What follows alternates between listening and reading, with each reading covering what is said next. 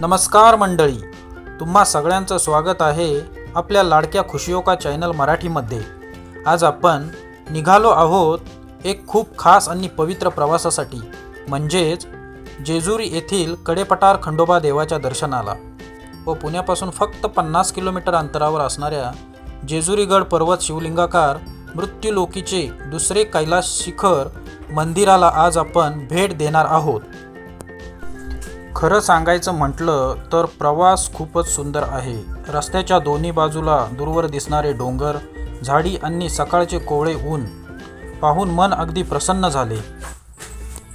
थोडा प्रवास केल्यानंतर आम्ही एक छोटासा ब्रेक घेतलाय।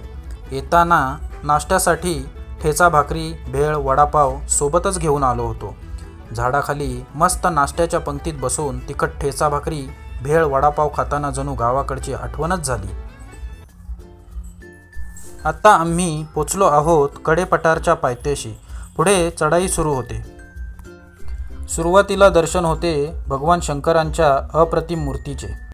जेजुरी हे भगवान खंडोबाचं खूप प्रसिद्ध ठिकाण आहे आणि लाखो भाविक इथे दर्शनासाठी येतात। जेजुरीगड चढताना थोडा थकवा जाणवतो, पण आजूबाजूचे सुंदर वातावरण सगळा थकवा विसरायला लावतं। उन्हाळा असल्यामुळे जिथे सावली दिसते तिथे ही मंडळी बसलीच म्हणून समजा, पण खंडोबाच्या भेटीला आलेली ही मंडळी दमते कसली, नुसती भरभर चढाई करत होती।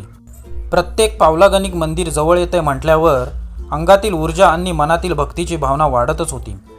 इथे येताना खरंच जाणवतं की श्रद्धा असेल तर काहीच कठीण नाही।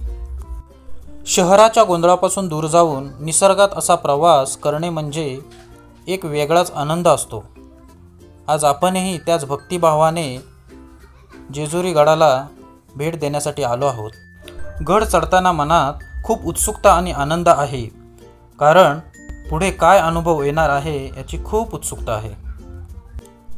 कडेपठार जेजुरीगड चढताना मध्ये श्री स्वामी ओम मल्हारी श्री बानुबाई मंदिराचे दर्शन होते आणि शेवटी आम्ही पोचलो आहोत पवित्र मंदिर परिसरात। कडेपठारचा राजा म्हणजे खंडोबा मंदिर हे महाराष्ट्रातील एक अतिशय प्रसिद्ध आणि श्रद्धेचे स्थान आहे।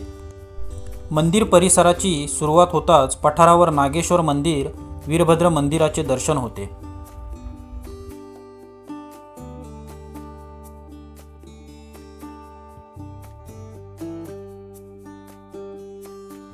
इथे आल्यावर सगळीकडे पिवळ्या हळदीचा रंग दिसतो। भक्तांचा जयघोष, येळकोट येळकोट जय मल्हार। संपूर्ण वातावरण